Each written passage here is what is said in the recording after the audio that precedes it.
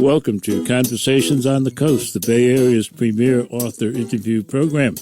Today we are joined by a man, I think it's okay to call you a veteran novelist. This is number 7? Number 6. Number 6. And the title of this book is nice and short, Chance. The author we're talking to and welcoming is Kem Nunn, and his book is published by Scribner's. Thanks for stopping by. Thanks for having me. This is an individual who writes not just novels, but also screenplays. Mm-hmm. And it gives me a chance to ask a question I've always wanted to ask. How do you switch from one to the other? Do you find it difficult, or? No, it's not.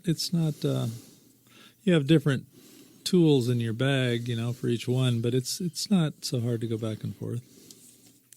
And you've been working with some good people and on some decent shows. Yeah, I was fortunate enough to work with David Milch on Deadwood, and then actually David and I created a show called John from Cincinnati that ran for one whole season on HBO. But it was a good ride while it lasted. What we're dealing with today is a novel. I think we're safe to call it a noir novel. And though you're from Southern California, this book is set in San Francisco. Mm-hmm. Why? Why did you do that? Why don't you just write about your own damn place? Well, this was my own damn place for a while. I lived for 6 years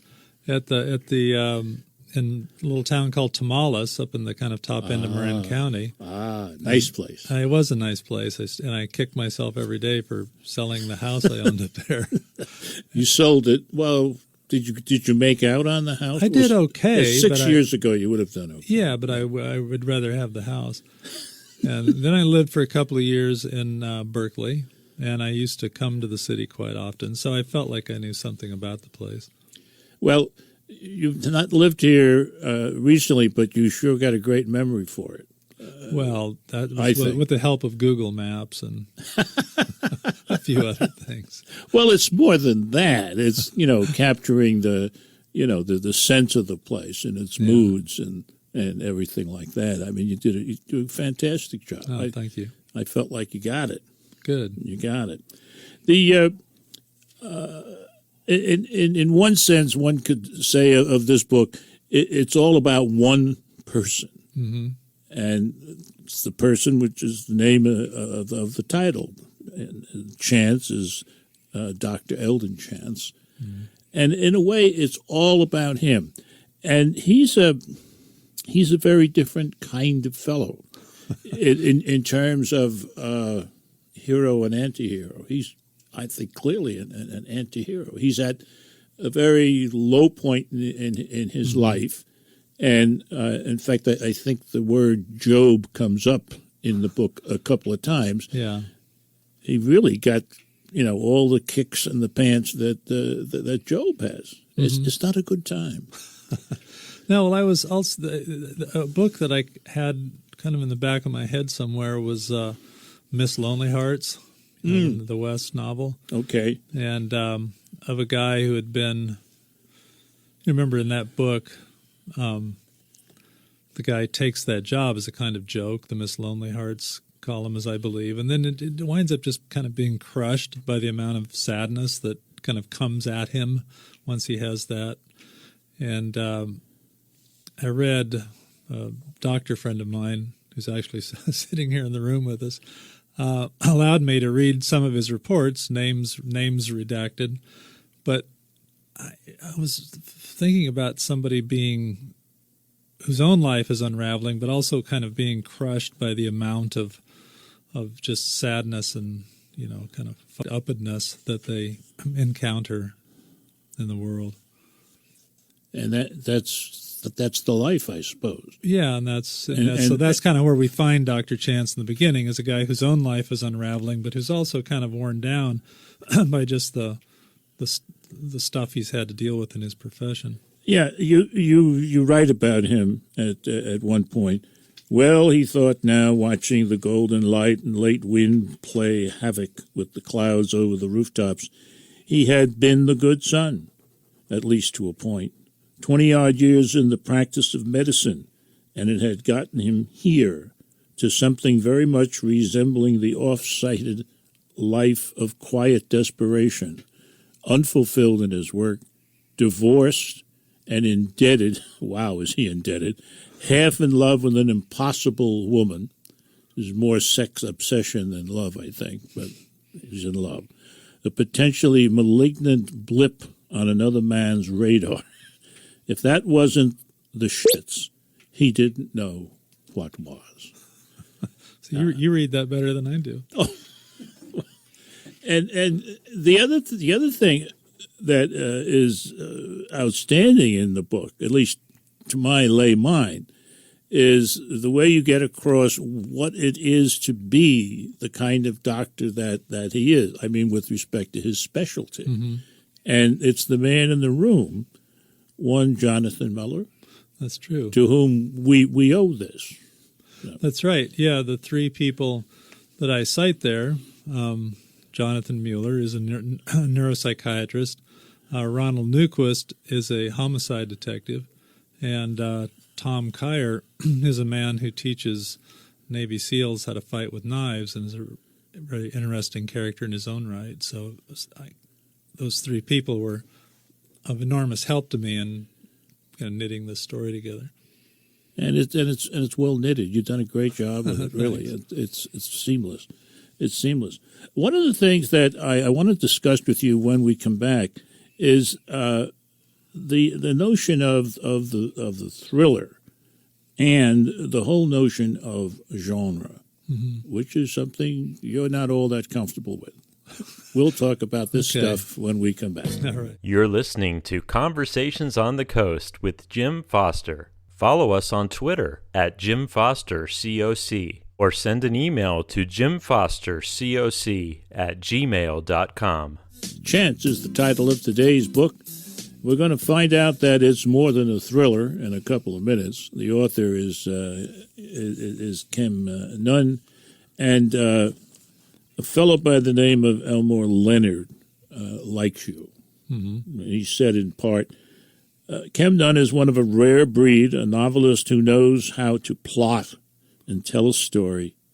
There is amazing energy here, and that's what carried me forward was the energy of what's going on. Oh hell, is he going to get into more trouble? Yes. Oh, he's going to get into more. Yes. But the energy was there, and you made it all interesting and dynamic and worth reading on. Oh, good. You, in an answer to a questionnaire kind of question, were asked whether you set out to write a psychological thriller, and what do you think of that term? And it's a term that bothers me. Does it bother you? Yeah, I mean, all of those genre terms are kind of meaningless to me. I mean, I set out to write a book, and it's, I guess if you're in marketing, there are people that use those terms. Yeah. But as a writer, I think they're kind of meaningless. Well, I've been in book marketing in my, quote, career, unquote. And, yeah, when you're in marketing, you got to play that game. Mm-hmm. What I don't like is people doing interviews or especially critics, people who, take on a book and it's this mm-hmm. and it's that and something else. And so often they get into the modality of, it's only a thriller. Right. It's only a mystery. Mm-hmm. Yeah, that really annoys me. One of the things you said in answer to that question I really think is worth repeating and remembering. When one is writing, you say, what one is really after, in whatever medium, is to arrive at some particular way of rendering the world that feels authentic to oneself. Mm-hmm. So it doesn't matter. It's a thriller, it's a mystery, it's a literary novel. The goal is the same, and I think you have it right. Yeah, no, I believe that's true. There's a nice essay that David Foster Wallace has on the films of David Lynch. Uh-huh. And he talks in particular about Blue Velvet and seeing that for the first time. Uh-huh. And he talks about how, there's a scene toward the end of that movie where they blow into that apartment where I think a couple of those detectives have been murdered, and one of the dead detectives is still standing there, and it doesn't make any sense logically. No. But it's a way. But there's another level at which it does make sense, where it seems right, and he refers to it as kind of finding your own way to fracture reality in a way that kind of gives up something of your own. And I think that's an interesting way of looking at it. That when you sit down to write, I don't think we live in a postmodern age. We don't have to be bound to realism or bound to any particular genre. I think it's all fair game. At the end of the day, what you're after is some kind of way of seeing the world that feels unique and authentic to yourself. And right. Somehow in the mind of the author, it's right. Yeah. And you can let it go and let it go out when it's right. Mm-hmm. Let's get back to this book, Chance. Okay. I said at some point, I think that in a way, it's a book about one character, Dr. Eldon Chance, and his Jobian-like experiences where he is. And he's unlikable, but you like him. I mean, really, one does. Good. I mean, one of the things, for example, right out of the chute, is that he does things that I don't think doctors should do. Mm-hmm. The way he relates to one patient, at least, and maybe more. Mm-hmm. I mean, that's not right, is it? And yet, you feel sympathy for him. Well, yeah. What did you do to us here? Well, I think that's kind of, we're probably all a little like that. We're all kind of unlikable, and there's a level at which we're all probably kind of unlikable, but we want to be liked anyway. We're in need of grace, as Flannery O'Connor might have it. Mm-hmm. Now, he also in this book has some, I would think, from the standpoint of his profession, some unlikely friends. The most unlikely and the most important one in terms of the story, I guess, is D, or Big D. Tell us about D. Well, yeah, D, it's a little bit hard to talk about D without giving away too much of the story. Yeah, I'm sorry. Because D is, appears to be one thing and turns out to kind of be something else. Wow. And, he's in a way, everyone in the story is in some way deeply wounded. Right. And damaged. And early on, if no time other. And so that's part of what we learn about D. But, I had some fun with D. Let's talk about D's, if you will, life philosophy, which is summed up in a chapter title, Feeders, Receivers, Brave Volunteers. Mm-hmm. What does that mean? Well, the idea, this is an idea that comes from Mr. Kyer's martial arts philosophy, that in any encounter there is a receiver and a feeder. If I throw a punch at you, I'm the feeder and you're the receiver. And the idea... And then there are idiots who put themselves in the way. Well, there's William Burroughs had that line, we heap upon ourselves more troubles than that which is ordained by the gods. And so to some extent, we all, much of the time, we volunteer for the troubles that get heaped upon us. The example that takes place in the Tenderloin Alley is a case of people. Hold on to that. We'll talk about the Tenderloin Alley episode, I think, when we come back. You're listening to Conversations on the Coast with Jim Foster. Follow us on Twitter at JimFosterCoc or send an email to jimfostercoc@gmail.com. Kem Nunn is our guest today. He's here to talk about his latest and seventh novel? Sixth. Why don't you write another one so I could be right? Well, I'll try to remedy that as fast as I can. The title of his sixth novel, which we're talking about today, is Chance. The publisher is Scribner, and Booklist said some nice things about it, like Nunn excels at creating complicated, flawed characters. I like that. With fascinating backstories. This gritty, twisted tale will be of prime interest to noir fans.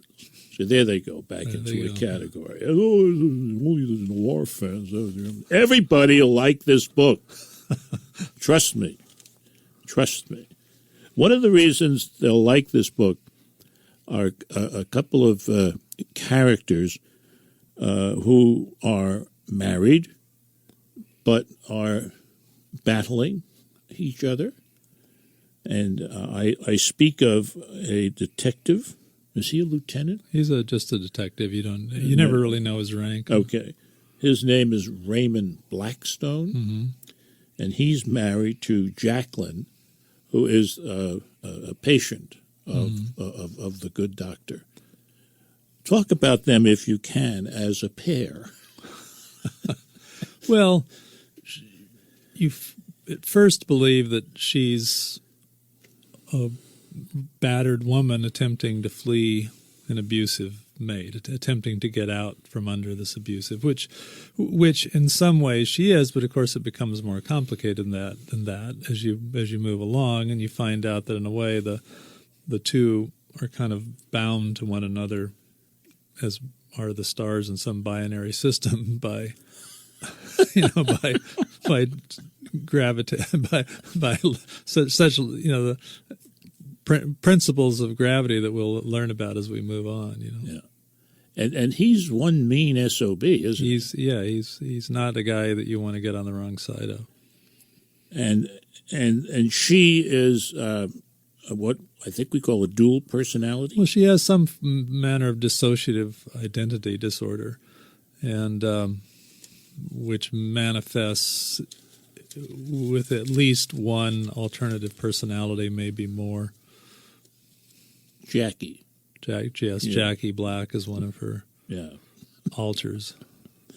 Our friend Dee hangs out or works in an antiques warehouse type of store, way south of Market, I guess. And this is run by an elderly antiques dealer by the name of Carl. Tell us about Carl. Carl, I many years ago, probably about 20 years ago, I wandered into a place down there, into some kind of warehousey kind of place, and there was a guy much like Carl that ran it. I never really got to know him. I just thought he was interesting, just from one brief encounter. I thought he was an interesting character, and so I thought it would be fun. I don't imagine he's still with us, but I thought it would be fun to riff off of what I saw that day. Did the fellow you quote base the character on unquote have a Studebaker? No. I had a Studebaker. Oh, you had the Studebaker, right, which Carl has in the in the left to me by my grandmother. Now the issue, if one can talk about it that way, or the theme throughout the book, is the doctor trying to be a good doctor in the face of people like Blackstone, who is anything but interested in doing the good thing. Right. He's really interested in doing anything he can that's not. And then you have this kind of man who's far from perfect, trying throughout to do the perfect thing. Is that the way you see it? Well, the doctor is still a little bit, in a way, trapped by convention. He's trying to do the right thing according to conventional ideas of normality and morality. And even though in his practice he's seen something of the frailty of life, in his encounters with Dee and Blackstone and Jacqueline, he really is kind of brought to this place where, Blackstone is the only, I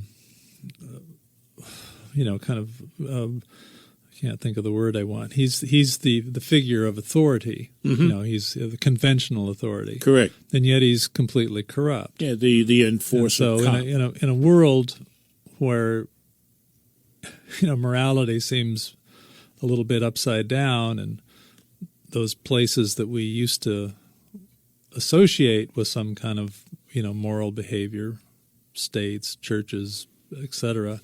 When all of this stuff seems kind of corrupt and empty, a person really has to kind of find their own way, which is Dee's kind of message to Chance that ultimately he kind of buys into. Ultimately, I think he does. Yeah. Yeah. This is an absolutely intriguing book. It is interesting at all kinds of levels, and yet it's a thriller. There's so much here. I recommend it to you highly. The name of the book is Chance. The author is Kem Nunn, and this has been Conversations on the Coast.